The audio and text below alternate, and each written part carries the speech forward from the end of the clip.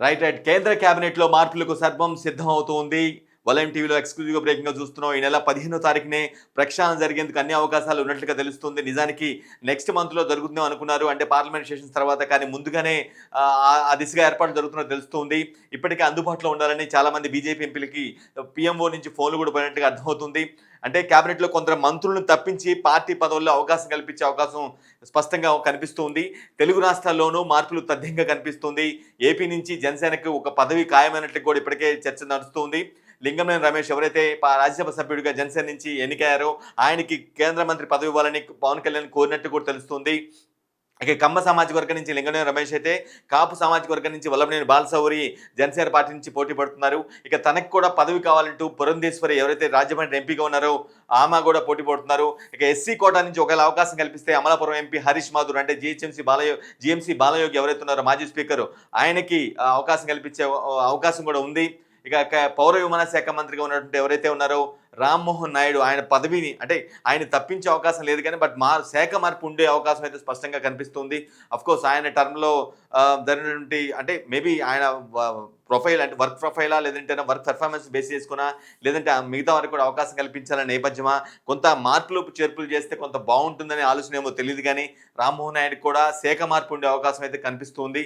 Of course ఉద్వాసన అయితే పలకరు, cabinet నుంచి పక్కకు పెట్టే అవకాశం అయితే లేకపోవచ్చు. బట్ స్పష్టంగా ఆయన శాఖ మార్పు జరిగే అవకాశం అయితే కనిపిస్తుంది. మనకు తెలిసిందే ఆయన టేకప్ చేసినటువంటి కొన్ని రోజులకే ఆ పెద్ద ఎయిర్ ఇండియా విమానం ప్రమాదానికి గురైపోయి ఆల్మోస్ట్ 280 మంది చనిపోయారు. అఫ్కోర్స్ అది టెక్నికల్ ఇష్యూ అది ఏంటనేది ఇంకా న్యాయం జరిగిందా లేదని పక్కన పెట్టినట్లయితే కొంత ఒక మచ్చగా అయితే మిగిలిపోయింది దానికి. సో ఈ నేపథ్యంలో మేబీ మారుస్తున్నారా లేదంటే పెర్ఫార్మెన్స్ బేస్ చేసుకొని చేస్తున్నారా అనేది మాత్రం తెలియాల్సింది. ఇక తెలంగాణ నుంచి కూడా మార్పులు ఉండే అవకాశం స్పష్టంగా కనిపిస్తుంది. తెలంగాణ నుంచి మనకు తెలిసిందే ఇద్దరు కనిపిస్తున్నారు. అంటే క్యాబినెట్ ర్యాంక్‌తో కోల్స్ మైన్స్ మినిస్టర్‌గా కిషన్ రెడ్డి కనిపిస్తున్నారు. కేంద్ర హోంశాఖ సహాయ మంత్రిగా బండి సంజయ్ కుమార్ ఉన్నారు. వీరిద్దరిలో మేబీ బండి సంజయ్ కుమార్‌కి అవకాశం శాఖ మార్పా లేదంటే పక్కన పెడతారా అనేది మాత్రం తెలియాల్సి ఉంది. బట్ కిషన్ రెడ్డికి మాత్రం తొలగింపు అయితే ఉండకపోవచ్చు. ఖచ్చితంగా శాఖ మార్పు అయితే జరిగే అవకాశం కూడా వినిపిస్తూ ఉంది. అది అంటే ఇది కన్ఫర్మ్‌గా ఇదే జరుగుతుందని కాదు. ఖచ్చితంగా కొంత క్యాబినెట్ ప్రక్షాళనకైతే మొత్తం పీఎం ఒక కంప్లీట్ ఫోకస్ పెట్టినట్టుగా అర్థమవుతుంది. ఎందుకంటే గతంలో నిజానికి పార్లమెంట్ సెషన్ తర్వాత నిన్ననే కొన్ని రోజుల క్రితమే ఆయన అంటే నిన్న కూడా మూడు దేశాల పర్యటన ముగించుకొని ఆస్ట్రేలియా, న్యూజిలాండ్ ఇంకో మరో దేశం పర్యటన ముగించుకొని వచ్చారు.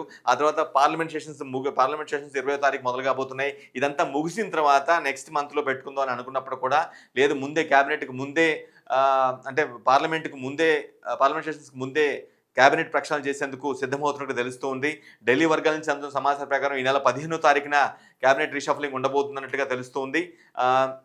ఇప్పటికే అందుబాటులో ఉండాలని కొంతమంది మంత్రులు, కొంతమంది ఎంపీలకు కూడా ఫోన్ చేశారు. తెలుగు రాష్ట్రాల నుంచి కూడా మంచి హై టెన్షన్‌గా కనిపిస్తుంది. తమకు పదవి కావాలంటూ కొంతమంది పోటీ పడుతున్న నేపథ్యం అయితే కనిపిస్తుంది.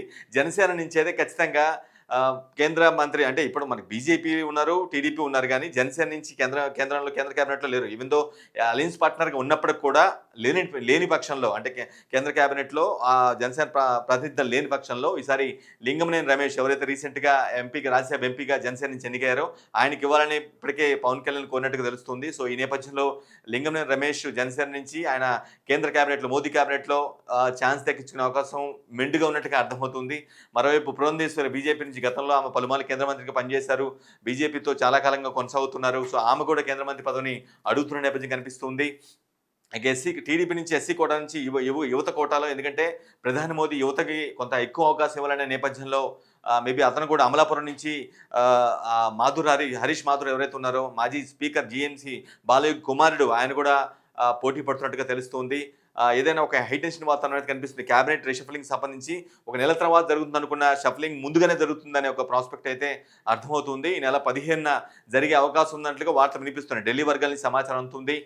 కొందరు మంత్రుల్ని పార్టీ నుంచి అంటే క్యాబినెట్ నుంచి తప్పించి పార్టీ పదవుల్లో బీజేపీ అధినాయకత్వంలో ఉన్నటువంటి పార్టీ నాయకత్వంలో ఛాన్స్ కల్పించే అవకాశం కనిపిస్తుంది. తెలుగు రాష్ట్రాల్లో కూడా మార్పులు తథ్యంగా కనిపిస్తుంది. ఏపీ నుంచి జనసేనకు పదవి ఖాయం. లింగంనేని రమేష్కి కేంద్ర మంత్రి పదవి ఇవ్వాలని పవన్ కళ్యాణ్ కోరినట్టుగా అర్థమవుతుంది.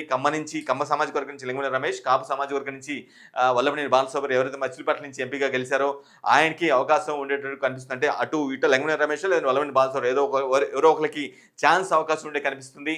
ఎస్సీ కోటా నుంచి పదవ రేసులో అమలాపురం ఎంపీ హరీష్ కూడా కనిపిస్తున్నాడు. ఇక కేంద్ర పౌర విమాన శాఖ మంత్రిగా ఉన్నటువంటి రామ్మోహన్ నాయుడు శాఖ మార్పుకి అవకాశం కనిపిస్తుంది. తెలంగాణ నుంచి మంత్రిగా ఉన్నటువంటి కిషన్ రెడ్డి, బండి సంజయ్ కుమార్లో కూడా వీళ్ళిద్దరిలో కూడా పదవి ఒకరికి ఉద్వాసన, ఒకరికి శాఖ మార్పు ఉండే అవకాశం అయితే కనిపిస్తుంది. ఇది ఓవరాల్గా ఎక్స్క్లూజివ్గా మనకు అందిన సమాచారం ప్రకారం, ఢిల్లీ అప్డేట్స్ ప్రకారం ఇస్తున్నటువంటి కేంద్ర కేబినెట్ రీషఫ్లింగ్ సంబంధించినటువంటి ఎక్స్క్లూజివ్ ఇన్ఫర్మేషన్ మనం చూడాల్సిన అవసరం ఉంటుంది.